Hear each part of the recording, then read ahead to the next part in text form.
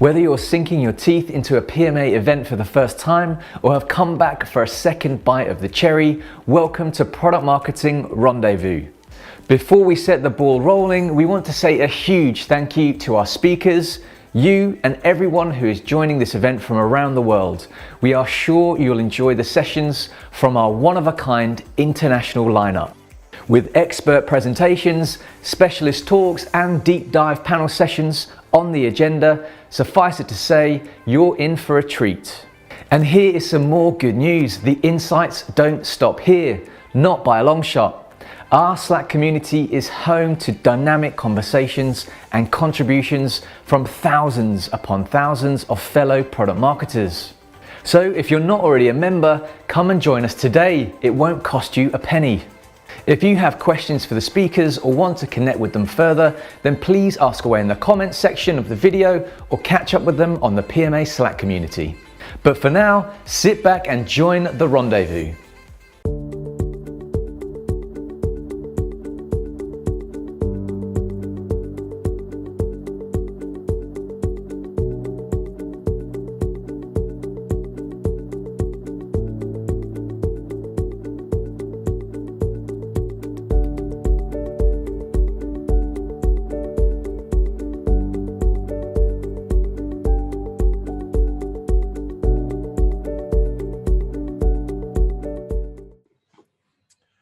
All right, good afternoon, Rukma. How are you going? Doing well. How are you, Andrew? Awesome. I am very good. So my name's Andrew Hatfield, and today we're going to be interviewing Rukma Sen from Microsoft. Rukma, would you like to give me a quick introduction, let our viewers learn a little bit about you and why we're here today? Yeah, for sure. So first of all, I'm so excited to be here and to see all of you tuned in for this chat with Andrew. So I'm currently a PMM at Microsoft, where I create and drive the product stories and go to market for Microsoft's cybersecurity portfolio. So that includes things like email security, breach and attack simulation, security training, data protection. In a previous avatar, I led the entire marketing stack at Crossover, which was a workplace analytics startup, which I joined as employee number 10. So that was super exciting. My team of marketers at Crossover pretty much built the company brand and presence from the ground up, and we delivered a very high conversion marketing funnel for demand gen. I love meeting new people, especially in the product and marketing spaces. Love asking people questions. And so please, I encourage you to say hello, connect on LinkedIn, or shoot me an email if you'd like to chat. Awesome. That's fantastic. I like that you've had startup and large company experience, and when the Product Marketing Alliance reached out and said, hey, we're doing this Rendezvous Festival, we'd love to get you involved, here's a list of opportunities, it was you were at the top. So I'm glad we're here. This is great.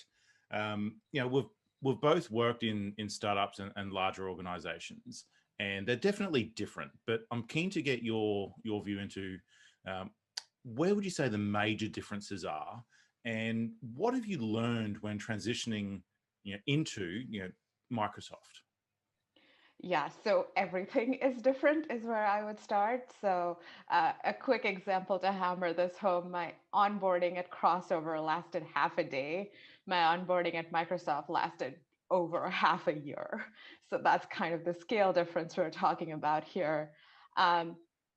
So in order to make that transition really successfully and have an impact here and grow in my career, I would say there's three kind of top learnings or best practices that I've distilled that I would recommend. So the first thing, and this is super, super crucial, is your audience is internal. I wrote this on a sticky note and put it above my laptop to look at it every day because it's so important. Absolutely. So at a massive corporation, as you will well know from Red Hat and your experience, they're changing a single pixel impacts multiple teams, their projects, their goals, their workflows. To have any impact whatsoever, you as a PMM kind of need to get all these teams to fall in love with your idea. And initially, this sort of stumped me. I was like, I don't really manage these people. They don't report to me. How am I going to get these folks to do what I want them to? And then I sort of had what I call a Homer Simpson moment where I sort of struck my forehead with my palm and went, duh, I'm a marketer. It's my job to convince people to do things, to change their minds about things.